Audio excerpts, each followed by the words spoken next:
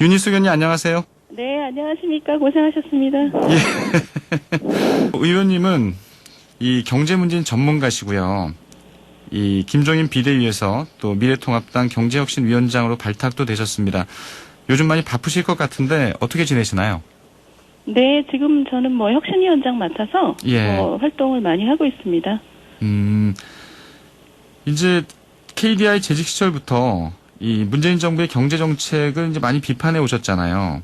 네. 어떠세요? 이 현 정부의 경제 정책 종합적인 좀 평가를 내리신다면?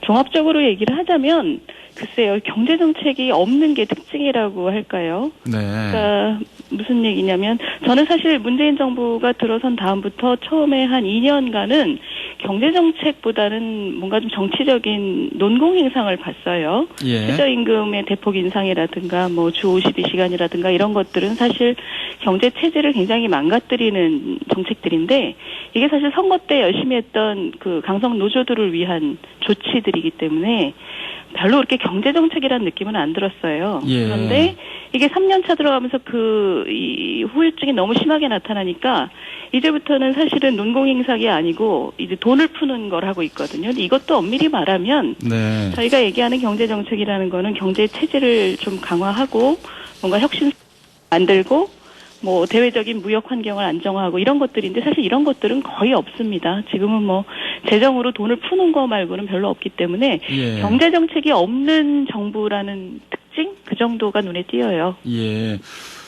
오늘 조간신문들이 일면에 많이 보도하고 있습니다만 이 한국은행의 어제 이 실질 국내 총생산 이 GDP 2분기 GDP 결과가 나왔잖아요. 네네. 마이너스 3.3% 이 전분기 대비입니다. 이게 이제 IMF 당시에 이 통계 22년 만에 가장 낮았다고 하는데 상당히 좀 전망이 더 걱정이 되는 거죠, 앞으로가. 그렇습니다. 맞습니다. 지금 전망은 근데 지금 정부에 계신 분들이 계속 얘기하는 것이 다른 나라보다 낫다는 건데 예. 그것도 맞아요. 근데 왜냐하면 우리는 이제 메르스를 굉장히 심하게 겪었고 예. 그리고 우리 워낙 과거에 건강보험제도 같은 걸 잘 깔아놔서 사실 우리는 다른 나라보다 다른 선진국보다는 지금 이 코로나를 잘 견디고 있는 거 맞습니다. 그러니까 사람이 아무래도 적게 죽었기 때문에 우리가 충격이 덜했기 때문에 경제가 지금 나빠지는 정도는 낮아요. 예. 그렇지만 지금 말씀하신 마이너스 3.3 이 정도도 우리한테는 굉장히 이거보다 훨씬 더 잘할 수 있었던 것이고 훨씬 더 잘할 수 있었고 앞으로도 더 잘할 수 있는데 이 경제 체질 자체를 많이 망가뜨려놔서 앞으로 우리가 여기서 많이 나아질 수 있느냐, 반등이 좋게 나타날 수 있느냐에 대해서는 경제 전문가들 사이에 걱정이 굉장히 많습니다. 네. 우리 경제 체질이 굉장히 많이 망가져 있거든요. 특히 이제 이 통계를 보면 이 민간 소비는 일단은 반등을 했습니다. 근데 네네. 수출 부분이 이제 마이너스 16.6%. 이 수출이 네네. 결과적으로는 이 GDP를 낮췄다 이렇게 볼 수 있을 텐데. 맞습니다. 이 수출이 이렇게 줄어든 것도 역시 전 세계적인 이 코로나 팬데믹의 영향이 크긴 하지만 맞습니다. 달리 또 분석하시는 게 있을 것 같은데요. 지금 당장은 아무래도 우리가 수출에 의존하는 나라고 그 수출의 상대국들이 지금 워낙 어렵기 때문에 예. 이거는 현재로서는 저희가 감내를 해야 되는 부분이에요. 근데 문제는 지금 그 숫자 자체보다는 그 숫자를 앞으로 올리기 위해서 우리가 무엇을 하고 있는지가 훨씬 중요한 거죠. 근데 거기에 대해서 우리가 지금 대응을 못하고 있는 것이 또는 준비를 못하고 있는 것이 훨씬 중요한 문제라고 봅니다. 네. 알겠습니다. 걱정이 커지는 게 이제 경제 문제입니다. 최근에 이제 이 의원님께서 이 인천국제공항 또 정규직 전환 논란과 관련해서 이런 얘기를 하셨더라고요.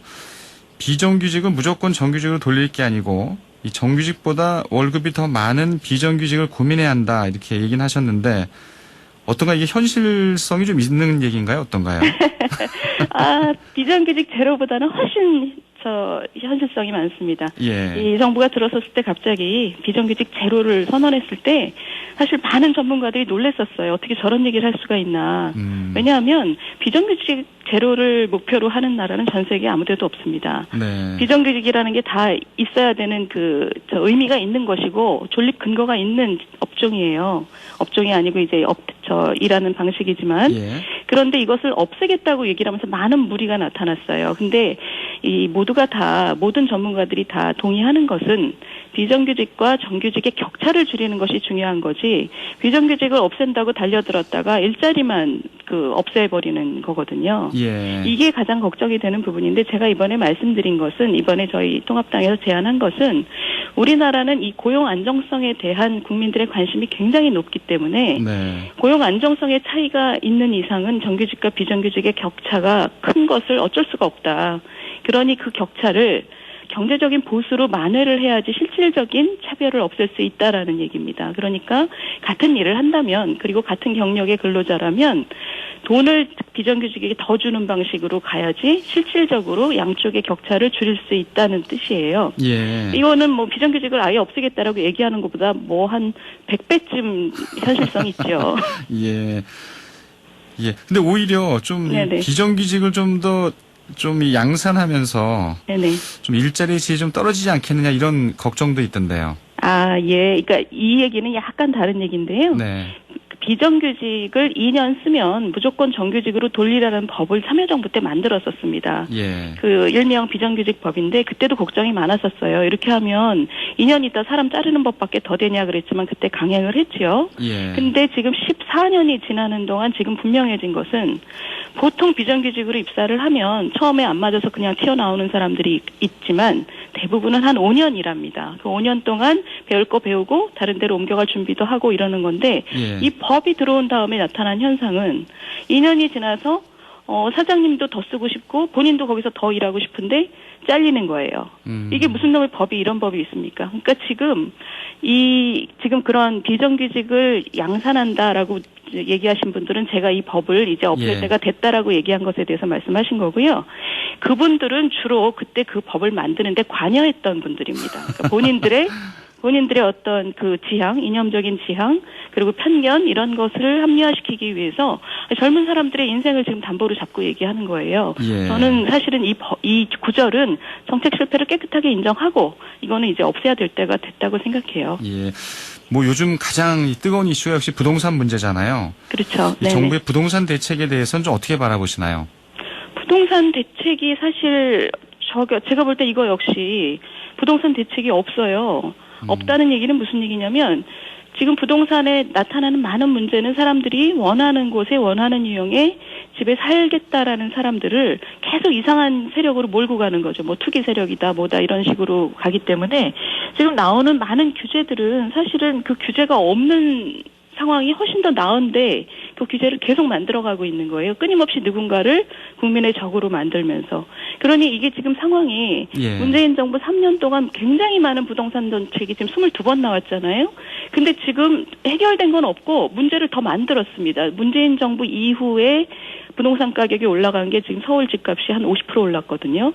뭐 굉장히 기록적인 역사적인 그 부동산 가격 인상입니다. 그래서 이것을 뭐 때문이냐 그러면 대부분은 정부가 얘기한 것, 정부가 규제한 것 이런 것 때문이에요. 장관 믿었다가 몇 억 손해봤다 이런 사람들 되게 많거든요. 지금. 네. 어제 뭐 국회 대정부 질문에서 사과도 했습니다만 지금 이제 부동산 공급 문제에 대해서 좀 여러 가지 이 방안을 정부가 모색하고 있는 것 같은데, 네네. 오늘 그 중앙일보 일면 보도를 보면, 네네. 이 여의도, 또 압구정, 잠실 네네. 아파트, 좀 재건축 완화를 서울시가 정부에 제안했다, 이렇게 네네. 기사화가 됐는데, 네네. 이런 것도 어떤 좀 이 부동산 공급의 답이 될 수 있을까요?